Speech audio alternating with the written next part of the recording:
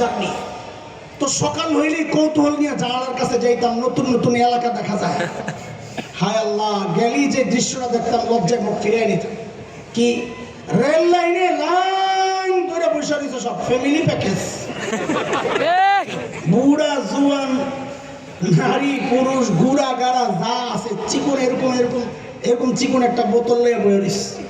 মানিজ্য রক্ষার্থে মাথা নিচের দিকে মহিলারা কাপড়টাকে একটু টাইনা দেয় পিছন দিয়া খালি মলত্যাগ করতেছে রাস্তার পাশে, এইরকম ট্রেন লাইন রেল লাইনের পাশে। ওরা নাকি আমার দেশ দখল করবে, এই হুমকি দেয়। আমি তখন বলি সাহস করে ভিক্ষা যা, সাহস করে ভিক্ষা যা, খেলা হবে ইনশাআল্লাহ। ছোটবেলা থেকে যে জিহাদি চেতনা লালন করছি, তোরা না ঢুকলে ওটা বাস্তবায়নের সুযোগ তো পাচ্ছি না। ঢুকে যা, আমার দেশ দখল করার হুমকি দেশ। আমরা তো ভিন্ন কিছু, আমরা চিন্তা রাখছি, পরিকল্পনা সাজাচ্ছি। আমাদের পরিকল্পনা বাস্তবায়ন শুরু হয়ে গেছে। কেন? আমাদের স্বপ্ন বাস্তবায়ন শুরু হয়ে গেছে। তাকায়া দেখো, সিরিয়ায় কালিমার পতাকা উঠছে, তাকায়া দেখো আফগানিস্তানে কালিমার পতাকা উঠছে। আমরা স্বপ্ন দেখি খুব শিগগির দিল্লির লালকেল্লায় আবার কালিমার পতাকা উঠবে।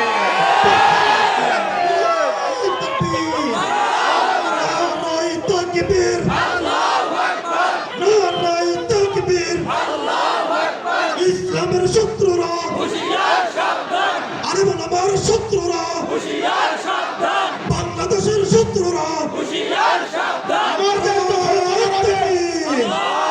আমার দেশ দখল করার পরিকল্পনার আগে ওলামায়ে দেওবন্দের ইতিহাসটা একটু পড়ে আইসো। বাংলাদেশে ওলামায়ে দেওবন্দের এক সোনালী ইতিহাস আছে। ওলামায়ে দেওবন্দের রক্ত যখন এই উপমহাদেশের জমিন স্পর্শ করেছিল, ব্রিটিশ লাল কুত্তারা পালাতে বাধ্য হয়েছিল।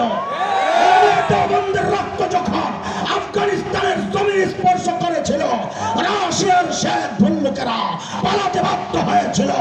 সাম্প্রতিককালে তালেবানের শরীর হয়ে ওলামায়ে দেওবন্দের রক্ত যখন আফগানিস্তানের জমিন স্পর্শ করেছে, আমেরিকা নেটো কুত্তার মতো পালাতে বাধ্য হয়েছে।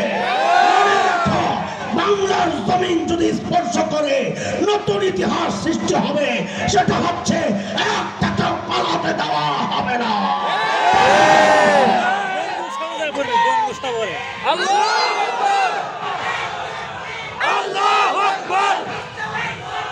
হুশিয়ার সাবধান, হুশিয়ার সাবধান, দালালেরা হুশিয়ার সাবধান, হুশিয়ার সাবধান।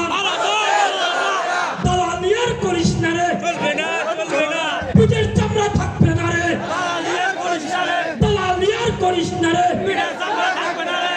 ভারতের দালালেরা হুশিয়ার সাবধান।